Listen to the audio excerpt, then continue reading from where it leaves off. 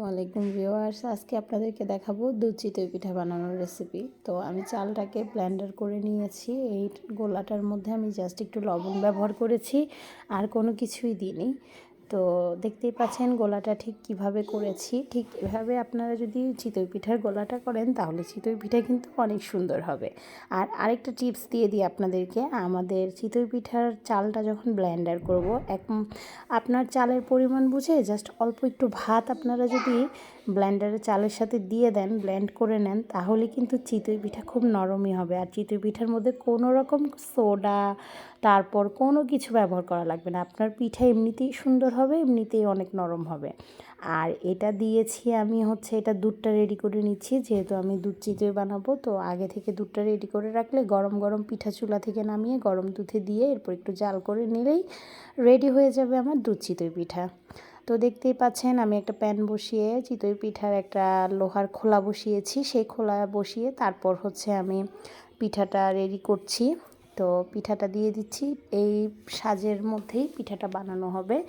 আমি চেয়েছিলাম মাটির খোলায় বানাতে, কিন্তু দুর্ভাগ্যবশত মাটির খোলাটা যখন চুলায় বসিয়েছি ঠাস করে ফেটে গেছে। ভাগ্যিস তো কোনো দুর্ঘটনা ঘটেনি, কিন্তু আমি খুব ভয় পেয়েছিলাম। আপনার ভাইয়াও আমাকে অনেক বকা দিয়েছে যে তুমি এত বড় রিস্ক কেন নিলা, তোমার লোহার খোলা আছে, তুমি কেন ওই খোলায় বানাতে যাচ্ছিলা। পরে ভয়ে আর অন্য কিছু ট্রাই করিনি। দেখেন আমার পিঠাটা জাস্ট কতটা স্মুথ আর কতটা ভালো হয়েছে, ছিদ্র ছিদ্রও কিন্তু হয়েছে। তো আপনারা চাইলে এভাবে চিতই পিঠা রেডি করতে পারেন। এটা যদি আমি এমনি ফ্রাই প্যানে বানাই প্যানকেকের মতো করে, সেটাও কিন্তু পারেন আপনারা, খুব সুন্দর হবে। পিঠাগুলো দেখতেই পাচ্ছেন আপনারা কতটা স্মুদি হয়েছে। তো এইভাবে আপনারা চাইলে চিতই পিঠার গোলার মধ্যে একটুখানি ভাত দিয়ে ব্লেন্ড করে নিলে পিঠা কিন্তু অনেক সুন্দর হয়। এটা আমি শিখেছি আমার মার কাছ থেকে। খাবার সোডা কোনো কিছুই ব্যবহার করতে হবে না। দেখতেই পাচ্ছেন পিঠাটা কতটা স্মুথ হয়েছে। আশা করি আপনারা আমার এই টিপসটা ফলো করবেন। ফলো করলে আপনাদেরও ভালো একটা রেজাল্ট আসবে।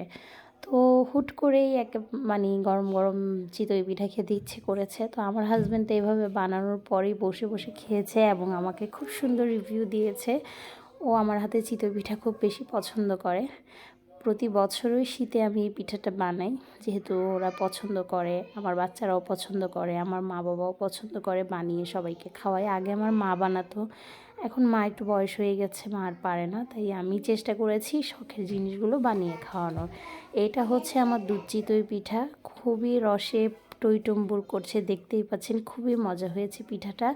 তো কার কার ভালো লেগেছে আমার ভিডিওটা অবশ্যই আমাকে লাইক কমেন্ট করে জানাবেন। আমি পিঠাগুলো দুধে ভেজানোর পর হালকা একটু জাল করে নিয়েছি, যাতে পিঠাটা আরেকটু নরম হয়।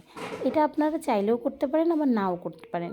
এইটা করলে তারপরেও পিঠাটা আরও নরম হবে এবং পুরটা অনেক দুধের সরটা একেবারে আরও ঘন হবে, খেতে অনেক ভালো লাগবে।